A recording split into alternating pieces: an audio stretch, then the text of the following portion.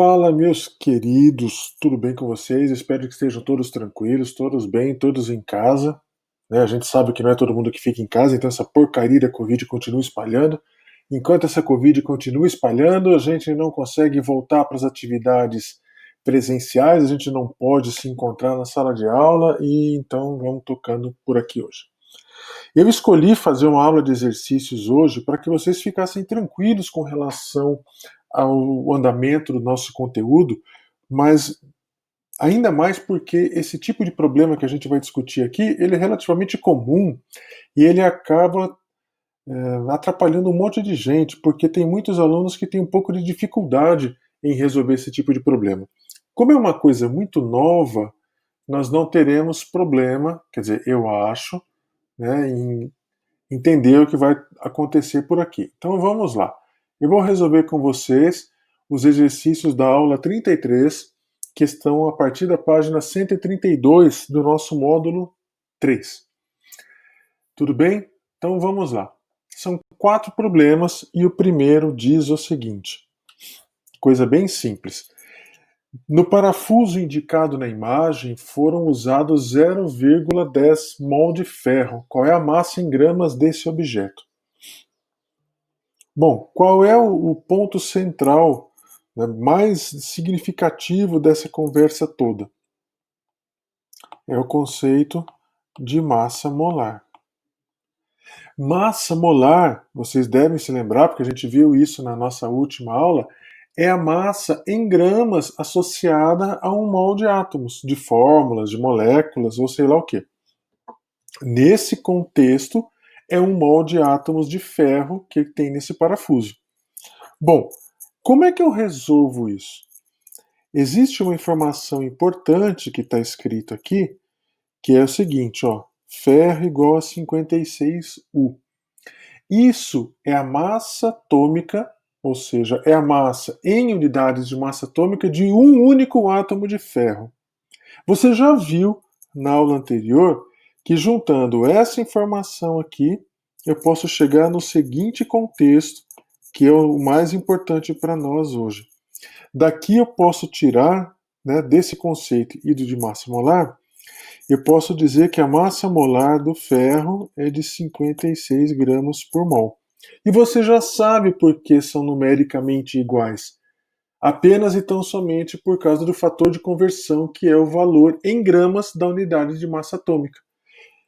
E se você ficar curioso, o fator de conversão que transforma U em gramas é 1,66 vezes 10 elevado a menos 24 gramas.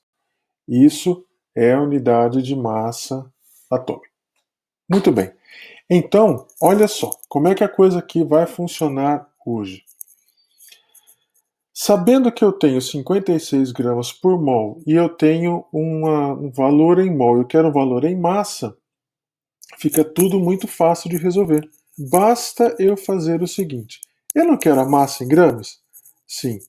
Então, a massa do parafuso, supondo que ele seja feito apenas exclusivamente por ferro, então eu tenho que fazer o seguinte: a massa do parafuso será igual aos 0,10 mols que eu tenho. Eu vou multiplicar isso pelo fator de conversão de massa para mol. Que fator de conversão é esse? Olha só, o fator de conversão é apenas o seguinte, é o conceito de massa molar. Então aqui eu tenho 56 gramas de ferro para 1 mol.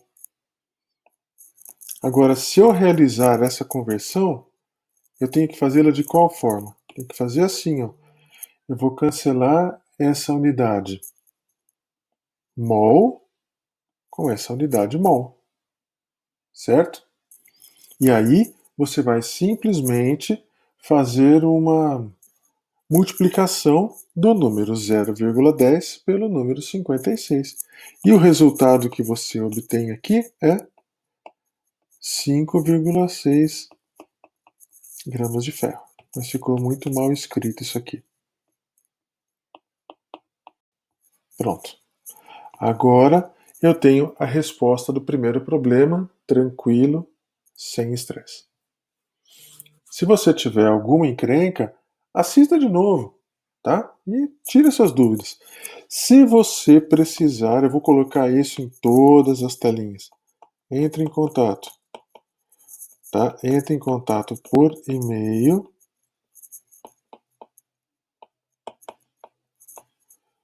Ou, se você preferir, você entra em contato pelo Twitter, @profjhgb, que são as minhas iniciais. E segue a vida. Beleza? Então, primeiro exercício resolvido. Vamos agora para o segundo problema. Esse segundo problema diz o seguinte: em uma lata de refrigerante existem 0,388 gramas de cafeína, que é um forte estimulante. Qual a quantidade em mols de cafeína que são ingeridos por uma pessoa que toma os 350 ml de líquido que tem na lata? Então eu vou partir das seguintes informações. Então, eu vou considerar que na lata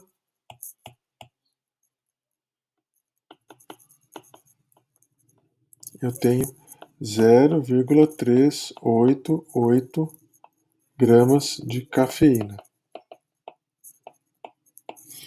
Muito bem. E se eu tenho esse valor de cafeína e eu quero fazer a conversão de massa para mol, veja quantos mol de cafeína. Então aqui eu tenho que fazer o cálculo da quantidade de matéria em mol. Só que para isso dar certo, o que eu tenho que fazer? Eu tenho que saber a massa molar da cafeína. Opa, mas não com essa caneta. Então, a massa molar da cafeína será calculada de que maneira? Então, eu tenho que lembrar que eu tenho aqui 8 carbonos, eu tenho 10 hidrogênios, eu tenho 4 nitrogênios e eu tenho 2 oxigênios. Vamos lembrar agora que a massa atômica do carbono, que está lá na tabela periódica, é 12. A do hidrogênio é 1, a do nitrogênio é 14 e a do oxigênio é 16. Então, 8 vezes 12 vai dar quanto? 96. 10 vezes 1, 10. 4 vezes 14 é 56. 2 vezes 16 é 32. Então, vou ter que somar tudo isso. 6 mais 6, 12, mais 2, 14. Tem 1 aqui em cima. 1 mais 9, 10, 11. 11 mais 5, 16. 16 mais 3, 19. Então aqui 194 U, ou dependendo do contexto, 194 gramas por mol. Você que é uma pessoa atenta, você que é uma pessoa esperta, já deve ter percebido por que o exercício fala em 0,388 gramas e não outro valor. Porque eles são múltiplos entre si, ou submúltiplos, dependendo de como você olha. Bom, então agora, se eu quero calcular a quantidade em mols de cafeína, eu vou ter que fazer assim, ó. A quantidade em... Ops, não com essa caneta. A quantidade em mols de cafeína será igual aos 0,388 gramas multiplicado pelo fator de conversão, que como eu tenho que dar o resultado em mol, tem que aparecer mol aqui no numerador. Então aqui eu tenho que escrever 1 mol e aqui embaixo 194 gramas. Pronto, essa é a continha que eu tenho que fazer. Muito bom. Se eu fizer essa conta, o resultado calculado aqui, você vai ter que dividir 0,388 por 194. o resultado que você encontra é 0,002 mol de cafeína. Tá? Essa é a resposta do exercício número 2. Beleza? Sem estresse, tudo tranquilo. Agora vamos para o terceiro problema. Esse terceiro problema, ele já é um pouco mais consistente em termos numéricos, né? Os resultados são maiores.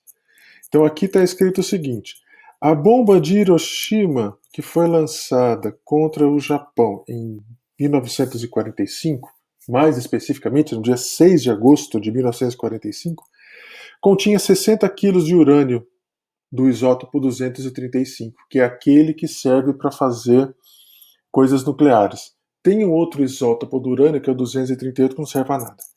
Muito bem. Então aí eu tenho que lembrar o seguinte: 1 quilo corresponde a 1000 gramas, que você pode escrever como 10 elevado ao cubo gramas. Por que eu tenho que lembrar disso? Pelo seguinte, ó, a unidade de massa molar é gramas por mol, não é? Então você não vai usar quilo nas nossas conversões, a menos que você queira pegar um fator de conversão a mais para isso, mas vai ficar a seu critério. Então eu vou fazer o seguinte: eu quero calcular quantos átomos eu tenho ali. Então vamos lá. O número de átomos vai ser calculado de uma maneira bem simples. Bom, como que eu vou fazer isso? Ah, não. Quantos mols de átomos? Tá. Então, a quantidade em mols de átomo é fácil. Qual é o meu dado de entrada? Massa. E eu tenho que converter isso para mol. Só que eu tenho 60 vezes 10 elevado ao cubo gramas de urânio, que eu vou multiplicar isso pelo fator de conversão de mol para grama. Como o resultado tem que ser mol, tem que ter mol no numerador e grama no... Quer dizer, tem que ter mol no numerador e grama no denominador. Então aqui eu vou escrever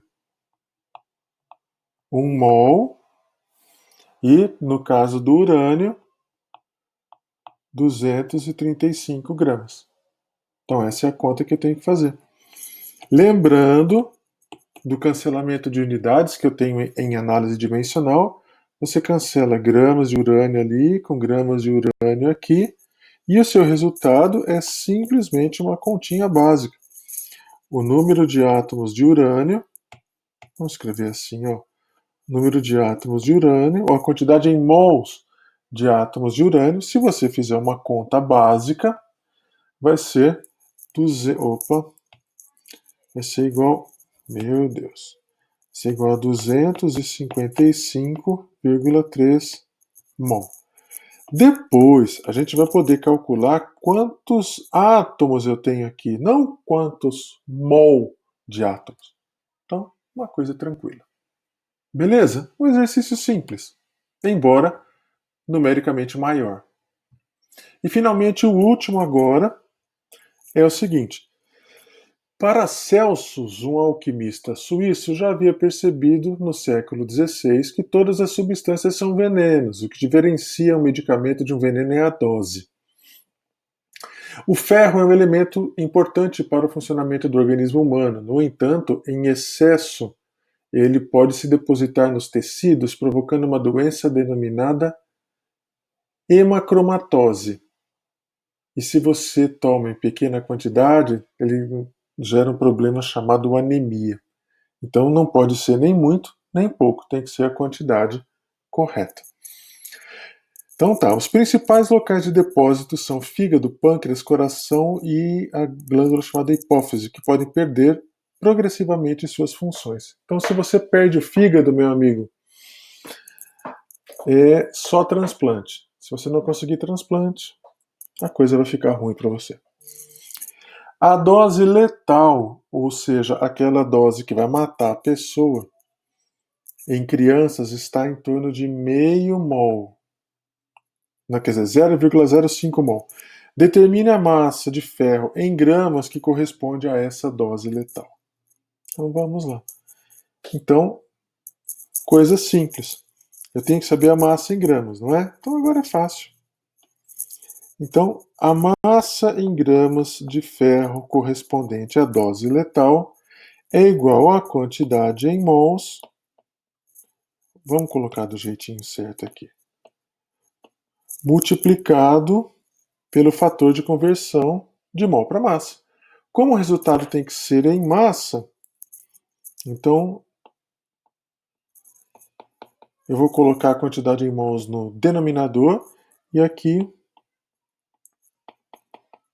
beleza, tem isso aqui. 0,05 multiplicado por 56. Muito bem. Então agora é só lembrar que se eu fizer isso aqui, ó, eu cancelo mol de ferro com mol de ferro, eu vou ter que multiplicar 0,05 por 56. Se fosse 0,5 por 56, dava 28. 0,05 multiplicado por 56 corresponde a 2,8 gramas de ferro. Essa é a chamada dose letal que aparece aqui nesse problema. Portanto, a dose letal de ferro nessas condições é 2,8 gramas. Beleza, certo? Então é isso aí, crianças. Eu desejo a vocês um grande beijo a todos. Fiquem de boa.